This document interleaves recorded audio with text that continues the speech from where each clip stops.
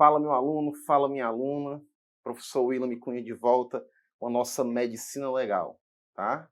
Nossa medicina legal de cada dia, né? Beleza? Vamos ainda continuando, progredindo, avançando nesse tema chamado modificadores. Em alguns editais aparece também como limitadores.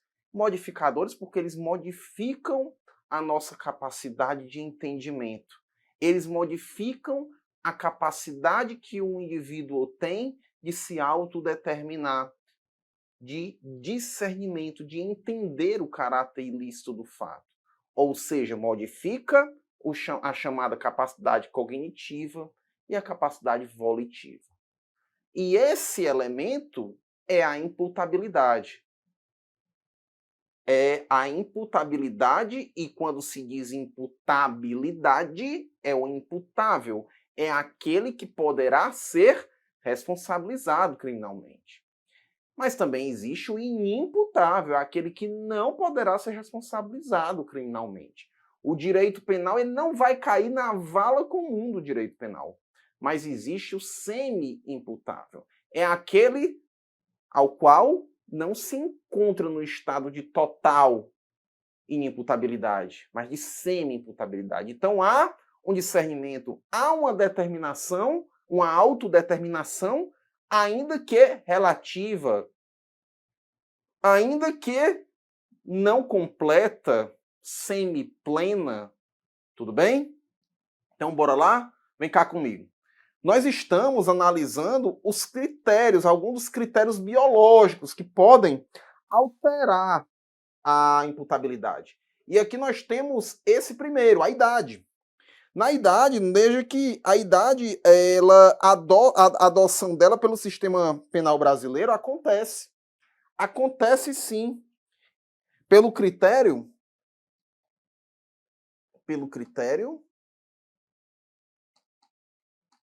biológico puro, não é isso, pessoal? É só você lembrar do artigo 27 do Código Penal. Mas eu quero que você entenda também que isso aqui é a exceção. Isso aqui não é a regra, pois o nosso sistema penal, a regra é o sistema biopsicológico. Tudo bem? Ou seja, e isso aqui é para os menores de 18 anos. Os menores, não é verdade? De 18 anos. Eu não vou entrar aqui no mérito, discutir se isso é interessante ou não, essa redução da idade. Não vou entrar aqui nesse, isso não interessa para nós, tá? Então, os menores de 18 anos, eles são penalmente inimputáveis. São penalmente inimputáveis. Inimputáveis. Eles são inimputáveis.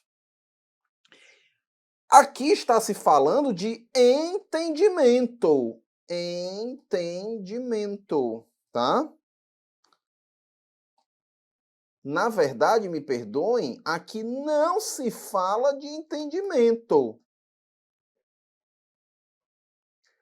Pouco importa se esse menino de 17 anos, esse garoto, ele tem ou não capacidade de entender o caráter ilícito do fato e de se autodeterminar, não interessa, porque aqui o critério é puramente biológico. Tem 18 anos, cai na vala do direito penal comum. Não tem, não cai. E ponto final, tá? Pois o entendimento, então vem cá comigo, ó. O entendimento, ele trata-se de um aspecto psicológico. Não é o que abrange aqui, tudo bem? A idade é um critério biologicamente puro, puramente biológico, é o critério biológico puro. Beleza? Volta cá comigo no nosso slide. Então, aqui é um critério muito mais de política criminal. Willam, o que é isso, política criminal? É quando o legislador ele faz uma escolha puramente pela caneta. Puramente pela caneta. Não é um critério penal, não é um critério criminológico, é um critério da política criminal. E a política criminal, ela compõe as ciências criminais, ok? Vamos avançando. William, o sexo, a questão do sexo. O que é que pode cair na minha prova com relação ao sexo? Bom, é que no caso do tratamento penal, para algumas pessoas, como a mulher, ó, no caso do tratamento penal dado à gestante, por exemplo, muda. Muda por conta do sexo, porque só quem pode ser gestante é a mulher. Não é verdade? Tá? E por conta disso, esta mulher, ela pode cometer o crime do infanticídio,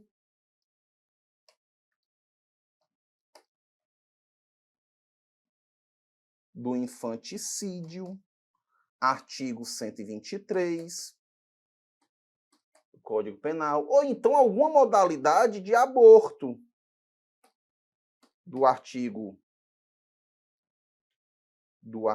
por exemplo, 124. Existem outras modalidades de aborto, né? Artigo 125, 126, não é verdade? Do Código Penal. Então, isso aqui pode mudar. Pode repercute, por conta do sexo, a um tratamento único, exclusivo para a mulher. Então, é exatamente nisso aqui, ou seja, modifica as consequências jurídico-penais para a mulher, por conta de ser um crime próprio, ou seja, um crime próprio não, um crime próprio ou bipróprio, né, também. Ele é um crime bipróprio. Por quê? Porque também ele alcança como vítima somente o feto. E como autor deste crime, apenas a mulher, a mãe, a gestante, tudo bem? Então é nesse aspecto, por conta do sexo, pode haver essa alteração, tá bom? Vamos lá no sono também, porque o sono é um critério biológico. Atos cometidos através da privação do sono, William, aí é verdade? Tem que ser analisado de acordo, já falei isso aqui antes, com uma teoria que vocês conhecem, a teoria da Axio Libera in Causa, né? Teoria livre na origem, né? A qual se imputa a responsabilidade, a imputabilidade no momento não é no momento do ato, do fato delituoso, mas sim antes, quando ele tinha a opção de não fazer, de não escolher, pois ele sabia o que estava fazendo, tá? Então imagine só, dois motoristas. Um motorista estava dirigindo o caminhão, tá? Ambos em situação de privação de sono. Um motorista estava dirigindo um caminhão. Imagine duas situações, ambas com privação do sono. O motorista dirige o caminhão, mas ele dirige o caminhão com a plena consciência que estava com privação do sono e que poderia cometer algum tipo de ato, um acidente, causar um atropelamento, mas mesmo assim ele resolve ainda assim ir para o volante, tá? Ou seja, esse motorista, ele vai ser alcançado pela a teoria da Axio Libera in Causa, volta aqui em mim. Esse motorista, ele vai ser alcançado pela teoria da Axio Libera in Causa? Sim. Por que que ele vai ser alcançado?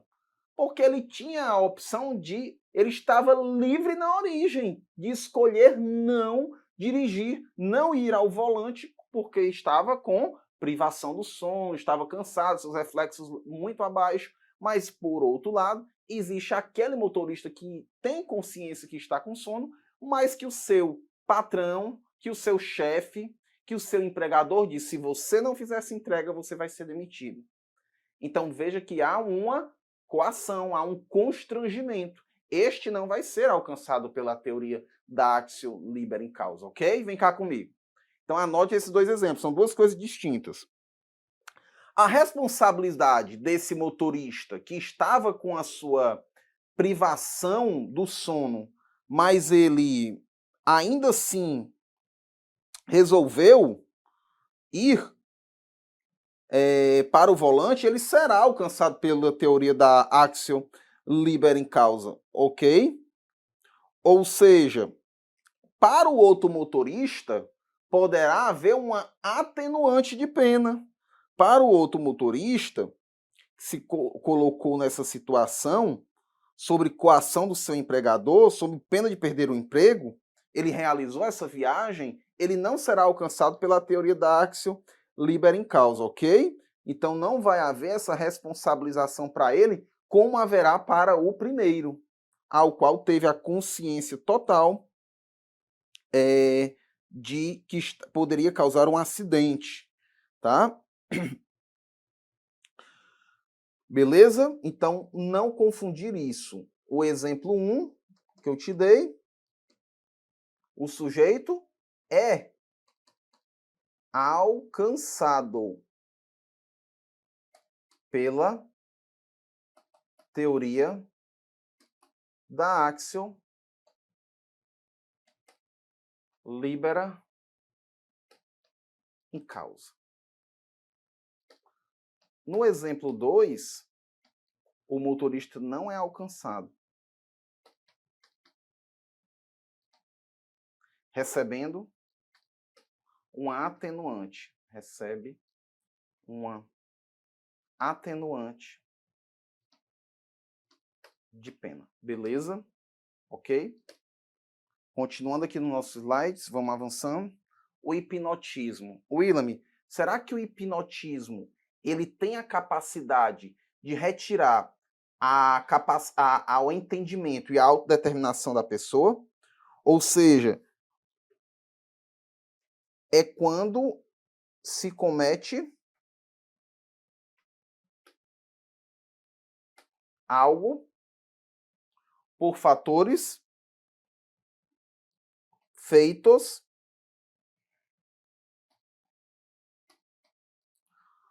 sob comando externo, né? Alguém, né?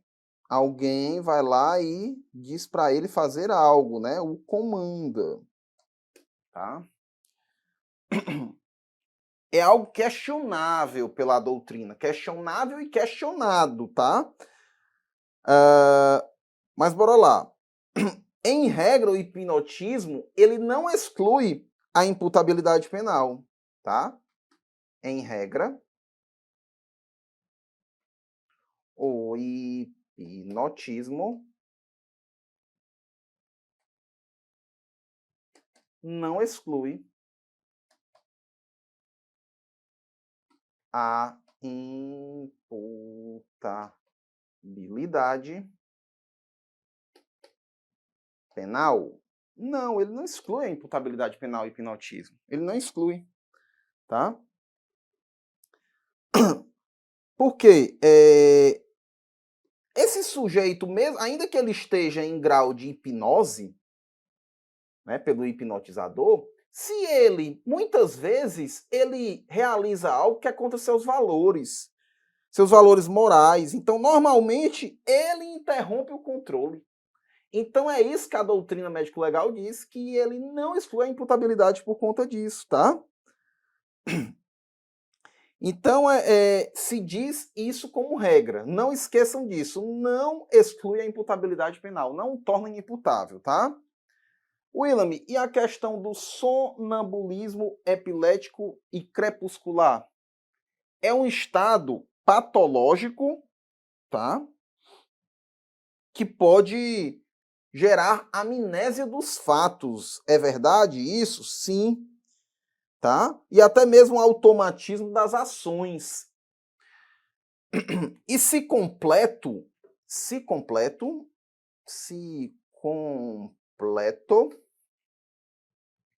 na forma epilética e crepuscular, na forma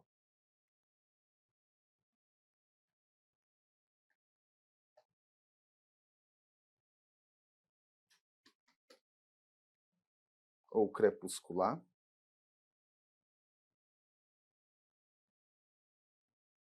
Crepuscular.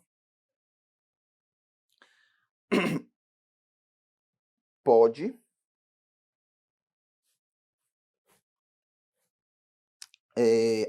informa um sujeito de repente com agitação, né? Nessa situação,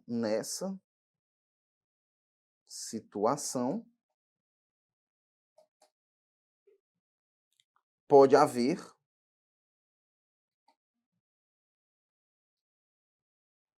a exclusão da imputabilidade. Então, bora lá, Willam. Se o sujeito ele está em sonambulismo profundo, completo, se completo, ele pode se tornar o inimputável, pode excluir a imputabilidade. É verdade? Sim. No entanto, que ele esteja completo. Ele tem que estar completo. Tudo bem? E na forma de uma de suas espécies, tá? Sonambulismo epilético ou crepuscular, são os mais acentuados, tá? Por isso que é um estado patológico, não esqueçam disso. É considerado para a medicina legal um estado patológico, o sonambulismo, tá? Então, Willam, ele é causa de exclusão da imputabilidade, é isso? Ele modifica, ele é um modificador? Sim, ele é um modificador, o sonambulismo. Não esqueçam disso. Willam, emoção e paixão. A emoção e a paixão, ela é alcançada pela teoria da actio libera causa? Sim, ela é alcançada, tá? De acordo com o próprio artigo 28 do nosso Código Penal. Está expresso, tá? Ou seja, a pessoa assumirá sim a responsabilidade penal, né? Ao qual a pessoa em situações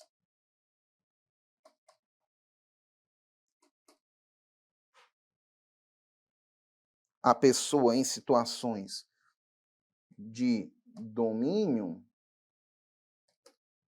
de emoção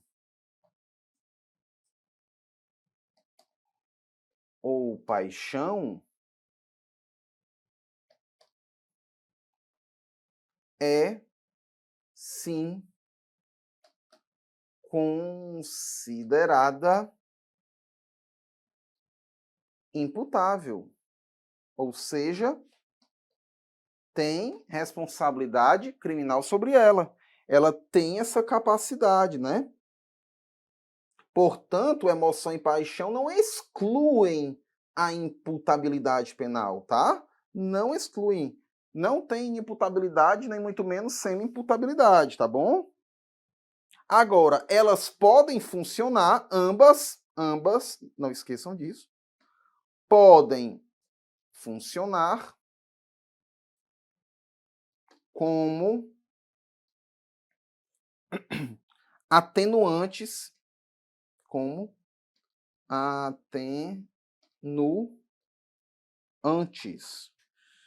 nos termos do artigo,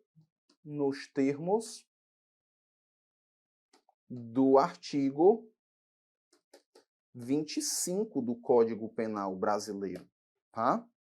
Então, William, quer dizer que ela é alcançada pela teoria da Actio, vem cá comigo. Então, William, quer dizer que ela é alcançada pela teoria da Actio libera causa, elas não excluem a imputabilidade e elas funcionam como causa atenuante lá no Código Penal, no rol do artigo 65 do Código Penal? Sim, ok? Beleza? Então vem cá comigo, volta aqui no nosso slide. Então não esqueçam disso daí, tá bom? Não esqueçam desse detalhe com relação à emoção e à paixão, que é um elemento biológico também, tá? Willam, e o surdo-mudo, né? O surdo-mudo. Será que o surdo-mudo, ele tem essa capacidade, esse elemento biológico, a surdo-mudez, tem o poder de tornar esse sujeito inimputável, semi-imputável, a priori, é uma condição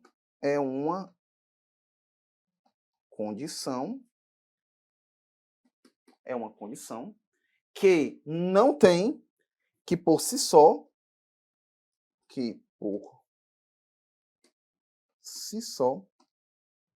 não exclui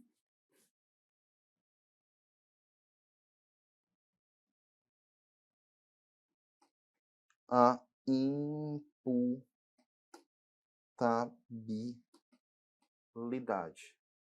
Não. A surdo-mudez, o surdo-mudo, por si só, não exclui de maneira absoluta a imputabilidade. Não exclui. Pois é um critério puramente biológico, não esqueçam disso. É aqui que nós estamos. É aqui que nós estamos, tá? Não é porque o sujeito ele é surdo-mudo que isso por si só já torna ele um inimputável, já torna ele um semi-imputável. A análise deve ser feita,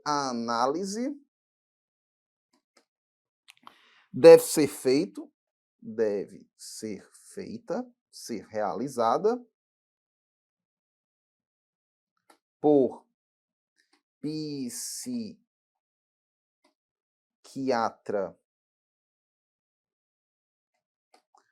forense, no caso concreto, tá? Não é de uma maneira abstrata, puramente abstrata essa análise, não. Ela tem que ser realizada no caso concreto. E a depender do entendimento e da capacidade de se autodeterminar desse surdo-mudo, ele poderá ser ou imputável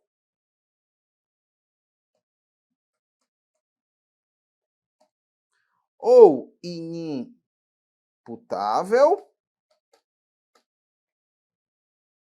ou semi-imputável.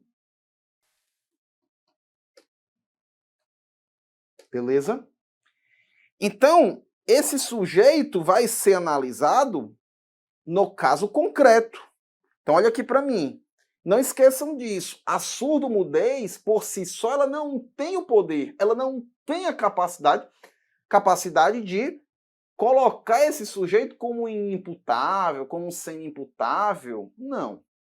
A priori, ele é imputável, sim. Mas a psiquiatria forense fará essa perícia. E, de acordo com a capacidade sua de entendimento, de autodeterminação, de acordo com os parâmetros periciais, dentro dos quesitos respondidos, ele poderá se tornar, sim, um semi-imputável, inimputável, ou ainda continuar dentro da vala comum da imputabilidade, beleza? Vem cá comigo, volta aqui comigo. Vamos aqui a uma questão. A perícia médico-legal e psiquiatria forense envolve a verificação da existência ou não de transtorno mental, não é verdade? Sim. Deixa eu pegar aqui o pincel vermelho para que a gente está colocando aqui questões, trabalhando com questões. Transtorno mental. E seu nexo ou relação de causalidade? Sim, né? Nexo ou relação de causalidade, né? Com o ilícito penal praticado. Avaliar ainda a capacidade de entendimento, claro, né, pessoal? De autodeterminação do periciado, do examinado, tendo por objetivo a determinação ou não de um requisito básico, que pode decidir a responsabilização jurídica por um fato punível. Com base nessas informações, assinale a alternativa que apresenta o requisito mencionado. Pessoal, olha só, tranquilo demais, né? Ele fala aqui em entendimento e autodeterminação. O que é entendimento? Entendimento é a capacidade de quê? Autodeterminação, essa aqui é a de cognitiva, né? Que o sujeito tem que ter a capacidade cognitiva.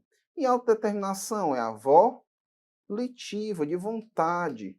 E isso aqui, ele está se referindo à imputabilidade penal, né, moçada? Não é verdade? Tranquilo demais, né? Ok?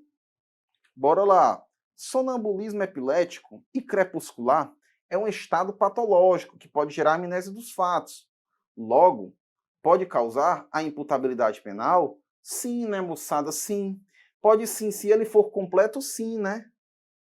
Ok? Beleza? Moçada, nós vamos aqui te introduzindo, eu vou aqui te introduzir, eu vou aqui te apresentar uma parte um pouco chata da medicina legal, porque ela é a parte introdutória, ela é a parte que traz classificações, conceitos, de acordo com alguns autores, alguns doutrinadores médico-legais, da medicina legal, mas que cai em prova, mas que é importante, tá? Então, você vai ter que ficar bastante atento com relação a isso, porque isso cai, esses conceitos. Eles, muitas vezes, o examinador faz um entrelaçamento desses conceitos e acaba por confundir, tá bom? O candidato. Vem cá comigo na nossa tela. Moçada, o que é medicina legal? Medicina legal, ela é uma disciplina que faz a interface, é uma disciplina que faz a interface entre a medicina e o direito, entre a medicina e o direito. Tudo bem? Ou seja, ela coloca conhecimentos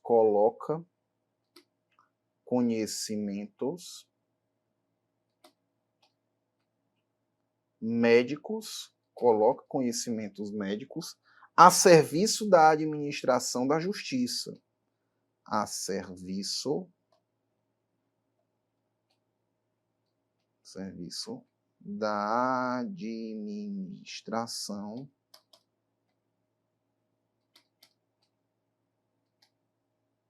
da justiça. Beleza? É a ciência responsável por aplicar os conhecimentos técnicos, tá? Médicos, biológicos, na elaboração e na execução das leis, que carecem desses documentos e conhecimentos técnicos e médicos, tá bom? Beleza? William, o que faz a medicina legal? O objeto de estudo e trabalho da medicina legal, pessoal, é a perícia médica. E a perícia médica é um ato médico com um propósito, tá? De contribuir com as autoridades administrativas, policiais e judiciárias, com conhecimentos específicos da área médica, tá? Ok? A perícia médica, ela colabora com a investigação policial, tá? Buscando oferecer provas objetivas para uma investigação. Então, bora lá. O objeto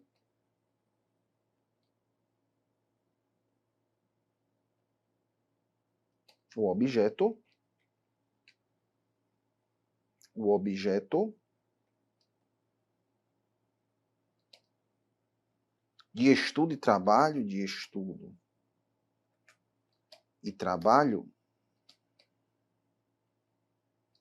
da medicina legal é a perícia médica.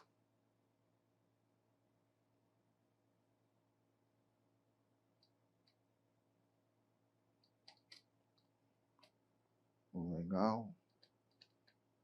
É a perícia médica. Tá? E a perícia médica é um ato médico com o propósito de contribuir com essas autoridades administrativas, policiais ou judiciárias, como eu te falei, tá bom? Com conhecimentos específicos da área médica. E a perícia médica, que é esse objeto de estudo, ela colabora com a investigação policial, buscando oferecer provas objetivas para uma investigação. É isso que faz a medicina legal, tá bom? Beleza? Bora avançando. William, nós temos aqui conceitos do que é medicina legal de vários autores. Isso cai em prova? Cai. Porque cada autor tem o seu conceito. Não é uma questão que um conceito se encontra certo, um outro conceito esteja errado. Não, são conceitos que têm que ser respeitados, tá? Ok? Embora muitas vezes, assim como acontece em diversos temas, muitos divergem entre si, mas, porém, respeitados e aceitáveis, tá bom? Genival Veloso de França, ele diz que a medicina legal é uma ciência de largas proporções e de extraordinária importância no conjunto dos interesses da coletividade, porque ela existe e se exercita cada vez mais em razões das necessidades da ordem pública e do interesse social. Então ele fala aqui em ordem pública e do interesse social, não fala? Ordem pública e interesse social. Tome cuidado com isso, tá? Tente memorizar, tente acertar isso na tua prova através de palavras-chave. A palavra-chave do conceito de Genival Veloso de França, que é muito respeitado e geralmente é o doutrinador escolhido por diversas bancas examinadoras, tem como palavra-chave esse conceito de medicina legal, que ele diz que está relacionado às necessidades da ordem pública e do interesse social, ok? Professor Hélio Gomes diz que é o conjunto de conhecimentos médicos e paramédicos destinados a servir ao direito, cooperando na elaboração, auxiliando na interpretação e colaborando na execução dos dispositivos legais no seu campo de ação de medicina aplicada. Conhecimentos médicos e paramédicos, tá bom? Ok? Gravem isso. Ambroise Paré, considerado o pai da medicina legal, ele diz que é a arte de fazer relatórios em juízo. É a arte de fazer relatórios em juízo. Conceito preciso, curto, breve, resumido, né? Professor Nério Rojas diz o seguinte: a aplicação dos conhecimentos médicos aos problemas judiciais. Ok? É a aplicação dos conhecimentos médicos aos problemas judiciais. Buchner diz que é a ciência do médico aplicada aos fins da ciência do direito. Então, é ciência aplicada à ciência, né? Não é verdade? Olha que interessante. Afrânio Peixoto diz que é a aplicação de conhecimentos científicos e místeres da justiça. Lacassanha diz que é a arte de pôr os conceitos médicos a serviço da administração da justiça, né? Bem pontual, Lacassanha. Ok? Veja que aqui ele diz conhecimentos específicos, conhecimentos científicos e místeres, não é isso? Afrânio Peixoto diz isso. Flamínio Fávero diz o seguinte: a aplicação dos conhecimentos médicos biológicos. Esse conceito cai em prova, tá? Cuidado com isso. Eu já vi esse conceito de Flamínio Fávero cair em prova. Na elaboração e execução das leis que deles carecem. Palavra-chave aqui, William, médicos biológicos. Tanner de Abreu diz que é a aplicação dos conhecimentos médicos a serviço da justiça e elaboração das leis correlatas. Aonde tem leis correlatas, você coloque isso, ligue isso a Tanner de Abreu, tá bom? E olha o Delton Cross, né? Doutrinador também muito utilizado por bancas, né? Às vezes a banca não utiliza o Delton Cross como a doutrina, assim, exigida, mas ela utiliza Delton Cross como alguns aspectos, alguns fundamentos de prova, né? Mas existem bancas que também assumem, colocam como livro, como a doutrina escolhida sendo de Delton Cross, tá? Medicina legal é a ciência e a arte extrajurídica. Memorize isso, arte extrajurídica. Auxiliar alicerçada em um conjunto de conhecimentos médicos, paramédicos e biológicos destinados a defender os direitos e os interesses dos homens e da sociedade. Francisco Moraes da Silva constitui-se em ciência e arte que tem por objetivo a investigação de fatos médicos e biológicos, empregando recursos atualizados disponíveis em todas as áreas do conhecimento técnico e científico. Francisco Moraes Silva, ele fala em arte que tem por objetivo a investigação de fatos médicos e biológicos, tudo bem? Ok. William, como se dá a divisão da medicina legal? Bora lá. A divisão no estudo da medicina legal pode ser através da análise histórica, ou seja, segundo França, quem é França? França é o professor Genival Veloso de França. Há várias fases evolutivas desta ciência, que a divide em medicina legal pericial, medicina legal legislativa, medicina legal doutrinária e medicina legal filosófica. Tá? É assim que é a análise histórica, segundo Genival Veloso de França. Já na análise doutrinária, temos a medicina legal filosófica, mais recente, que discute os assuntos relacionados ligados à ética, moral e bioética médica, no exercício ou em face do exercício da medicina. Ou tenta explicar o agir e o pensar médico legal. Essa análise profissional, William, como que se dá? Ela é inclinada à forma como se exerce na prática essa atividade, dividindo-se em medicina legal pericial, criminalística, olha a criminalística aqui aparecendo, e a antropologia médico-legal, que são exercidos, respectivamente, pelos institutos de medicina legal, criminalística e de identificação, tá? Isso está relacionado à antropologia, principalmente aos institutos de criminalística e de identificação, tá? Nós temos aqui uma coisa chamada análise didática. Como que se subdivide a medicina legal? Moçada, assim como o Código Penal ele tem suas divisões, tem a sua exposição de motivos, o Código Penal tem a sua parte geral, que compreende o artigo 1º, o artigo 120, né, que compreende ali a parte de princípios, a parte de teoria geral da norma, a parte de teoria geral do delito. Aí nós vamos para a teoria geral da pena, aí nós temos concurso de crimes, concurso de pessoas, que são também chamados de concurso de agentes, temos os concursos de crimes, e aí temos teoria geral da pena, a parte das medidas de segurança, livramento condicional, extinção da punibilidade, aí vem a parte de prescrição, tudo isso é a parte geral, não é? E aí nós vemos a partir do artigo 121, os crimes em espécie, divididos em títulos e capítulos, né? Aí nós temos os crimes contra a pessoa, dividido em crimes contra a vida, dividido aí na questão das lesões corporais, crimes contra a honra, periclitação da vida e da saúde, liberdade individual, e por aí vai. Aí nós chegamos nos crimes contra o patrimônio, e por aí vai. Crimes contra a dignidade sexual. Veja que há toda uma divisão, não é verdade? E essa divisão é apenas para fins didáticos, tudo bem? Do mesmo modo, existe a medicina legal. Olha só, medicina legal geral se subdivide em jurisprudência médica, né? Estudam-se as obrigações e os deveres também com a deontologia, código de ética médica, e os direitos dos médicos, e a disseologia, né?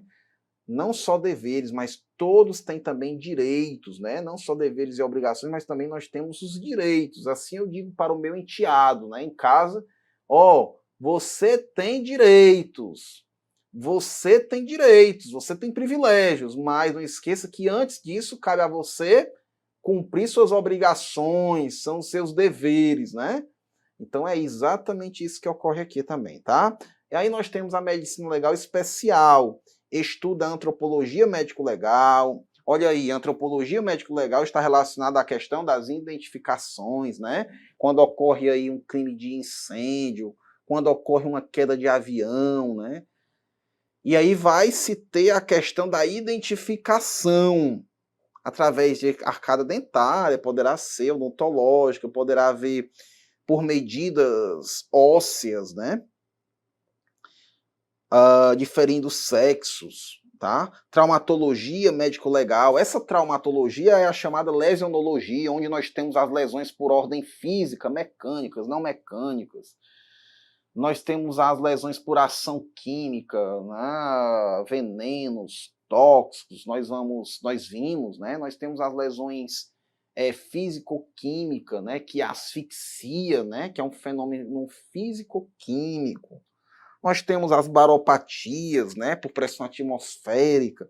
Aí nós temos a questão da sexologia, já muda aqui de tema, né? Sexologia forense está relacionada aos crimes sexuais, aos distúrbios também, às parafilias também, né? Tem a ver com a sexologia, mas também tem que a ver com os transtornos psíquicos, né?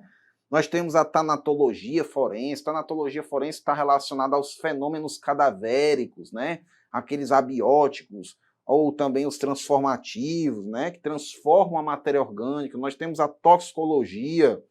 Toxicologia estão relacionados, nós vimos isso, né? Também se encontra no teu edital, toxicologia forense, porque a toxicologia forense temos as famílias das drogas psicodislépticas, psicoanalépticas, né? Ok? E por aí vai. Nós temos a asfixiologia, né? Que é um tema separado, que se encontra dentro das lesões, mas é um tema separado que requer um estudo com bastante atenção. Nós temos a psicologia forense, a psiquiatria médico-legal, que está relacionada às questões dos transtornos mentais, as doenças mentais, as perturbações da saúde mental, que se encontra lá no artigo 26 do nosso Código Penal. Nós temos a medicina legal desportiva, né, importante também. Aí nós temos a criminalística, nós temos a criminologia, que é a filosofia do crime, né? Nós temos a infortunística, né, que estão relacionados às lesões, às doenças na área trabalhista. Nós temos a genética médico-legal, está relacionada à identificação também, né? E nós temos a vitimologia, tá bom? Vitimologia que tem ligação também com a criminologia, né? Que estuda a vítima, né? A vítima tem uma importância muito grande hoje em dia dentro da criminologia, né? Beleza? Então você não pode descuidar desses temas, tá? Ok? Moçada, nós temos um tema muito importante dentro da questão da medicina legal, que é uma coisa chamada, olha aqui para mim, é algo chamado perícias, peritos e corpo de delito, tá? Você, qual o teu papel aqui a partir disso que eu vou te apresentar? Eu não vou te apresentar todos os dispositivos do Código Penal. Não, eu não vou. Eu não vou te apresentar todos os dispositivos do Código Penal. Mas eu vou te orientar a você ler exaustivamente todos eles, no capítulo das provas, tá bom? Então você vai ter que se atentar para isso, fazer teu exercício, fazer a leitura da legislação de uma maneira não passiva, mas de uma maneira ativa. Como assim, William? Fazendo observações, marcações, colocando palavras-chave. É assim que se estuda a legislação de maneira massificada. Não é apenas uma leitura. Uma breve leitura não é isso daí. A retenção de uma breve leitura é pouco, tá? Então, bora lá. Vem cá comigo na tela. Tema, perícias, peritos e corpo de delito. William, o que é que eu tenho que estudar? Quanto às perícias, você vai estudar assim, ó. Perícias compreende do artigo 158 a 184. Da onde? Do CPP, né? Do Código de Processo Penal. Peritos, William, como é que eu estudo? Peritos vai do artigo 275 a 281, tá bom? Beleza?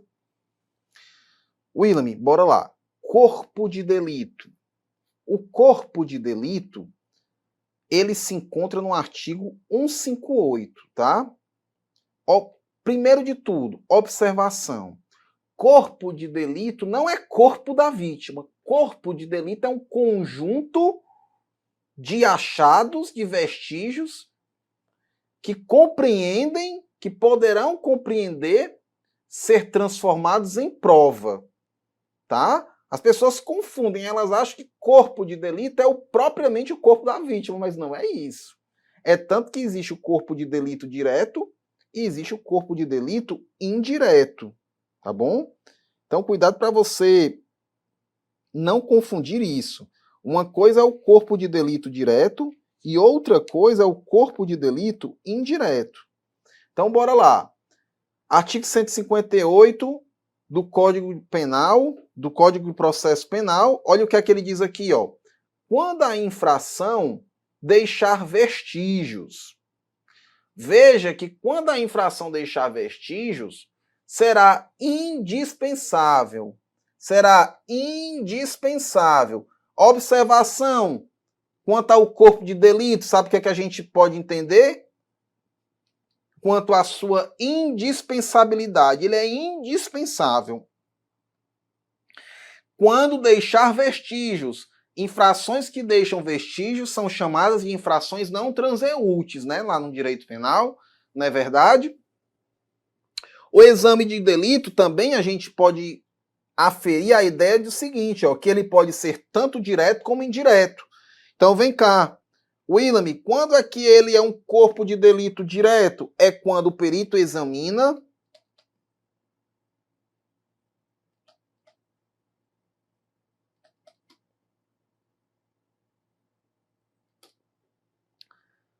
a pessoa ou coisa.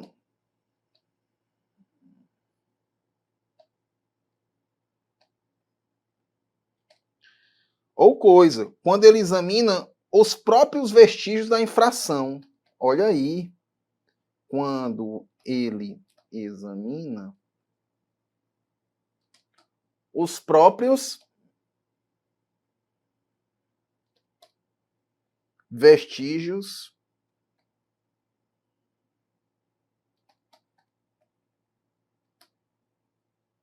da infração. Isso é o exame de corpo de delito direto, tá? E o indireto, como que fica? O indireto, ele vai aparecer quando não mais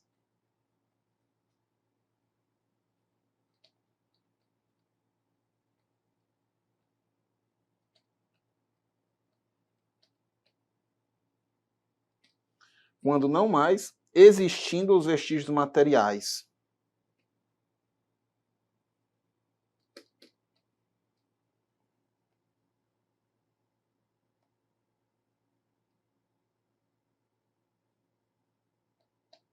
Vestígios materiais. Examinam-se outros elementos, como por exemplo,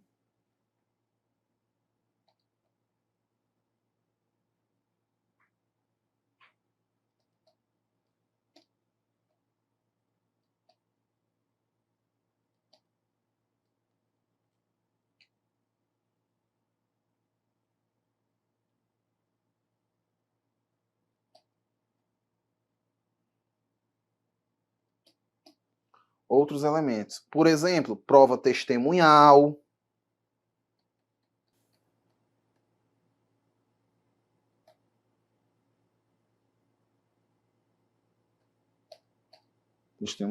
Fotografias, prontuários. Grafias, prontuários médicos, né? Prontuários. Beleza? Então, isso é o exame de corpo de delito indireto. Ok? O artigo 158, eu falei para vocês que vocês têm que ter o quê? Atenção quanto à sua indispensabilidade, que ele pode ser direto ou indireto, e que a confissão do acusado não pode supri-lo. Nem mesmo a confissão do acusado poderá supri-lo. Então, 3 pontos importantes aqui. Primeiro, sua indispensabilidade. Olha aí, 1. Ponto 2, importante, que ele pode ser direto ou indireto. Conceituei, não foi? E o outro ponto importante é que a confissão do acusado não pode supri-lo. Tá bom? Nem mesmo a confissão do acusado pode supri-lo. Esse é o ponto 3. Parágrafo único. Dar-se-á prioridade à realização do exame de corpo de delito? Ele não existe, sim. Desde 2018 isso existe. Quando se tratar de crime que envolve vulneráveis. Quais? Violência doméstica e familiar contra a mulher, aquela presente na Lei 11.340, a Lei Maria da Penha, né? Não é verdade? Que tem ligação do artigo 5º com o 7º da Lei Maria da Penha, formas de violência, e os requisitos que têm que estar presentes junto com a forma de violência, do que pode ser âmbito doméstico e familiar, tudo bem? Que é essa do inciso 1, e a violência contra criança, adolescente, idoso ou pessoa com deficiência. Veja que aqui, todos esses aqui têm estatutos, não é verdade? Existe o estatuto do adolescente, que é da juventude, né?